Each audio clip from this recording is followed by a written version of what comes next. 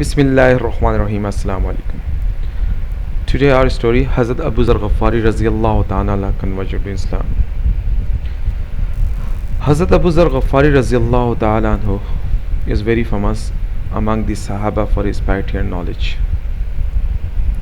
Hazrat Ali Raziyallahu Ta'ala anhu used to say, Abu Zar is the custodian of such knowledge as other people are incapable of acquiring. When he first got news of the Prophet ﷺ mission, he deputed his brother to go to Mecca and make investigation regarding the person who claimed to be the recipient of divine revelation.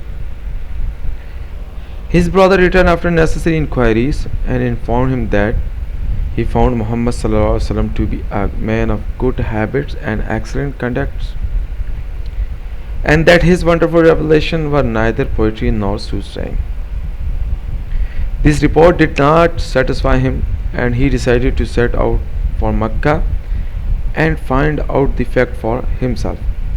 On reaching Mecca, he went straight to Haram. He did not know the Prophet ﷺ, and he did not consider it advisable under the circumstances privileging of that time to inquire about him from nobody.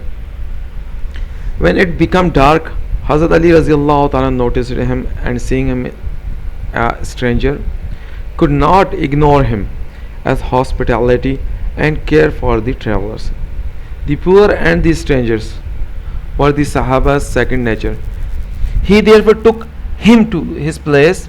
He did not ask him about the purpose of his visit to Mecca, nor did Abu Zar Raziyallahu Ta'ala himself disclose it. Next day, he again went to the Haram and stayed there till nightfall, without being able to learn who the Prophet ﷺ was.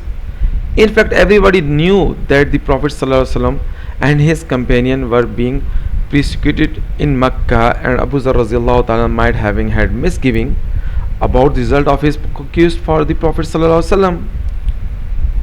Hazrat Ali Raziyallahu Ta'ala again took him home from the night, but again did not have any talk with him about the purpose of his visit to the city. On the third night, however, after Hazrat Ali Raziyallahu Ta'ala had entertained him, as on the two previous night, he asked him, "Brother, what bring you to this town?"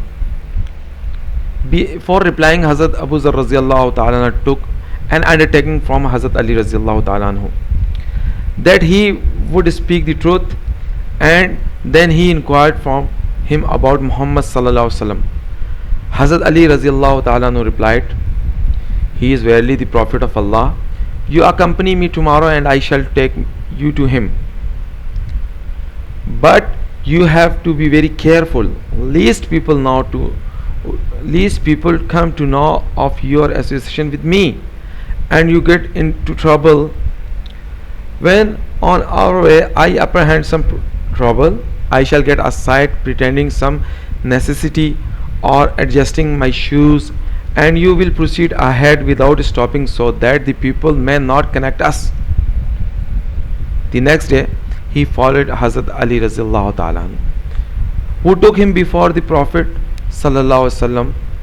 In the very first meeting, he embraced Islam. The Prophet Sallallahu Alaihi Wasallam, fearing that the Quraysh might harm him, enjoined upon him not to make an open declaration of his Islam, and bade him to go back to his clan and return when Muslims had gained the upper hand. Hazrat Abu Zar Raziyallahu Ta'ala replied, "O Prophet of Allah, by him who is the master of my soul, I must go and recite the kalma in the midst of these unbelievers."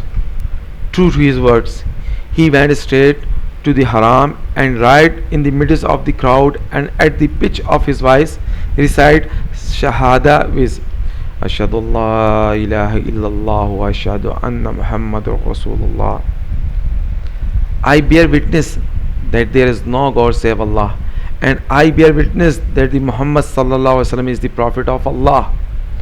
People fell upon him from all sides and would have beaten him to death if Abbas Raziyallahu Ta'ala, The Prophet's uncle, who had not till then embraced Islam, had not shielded him and saved him from death. Abbas said to the mob, "Do you know who he is?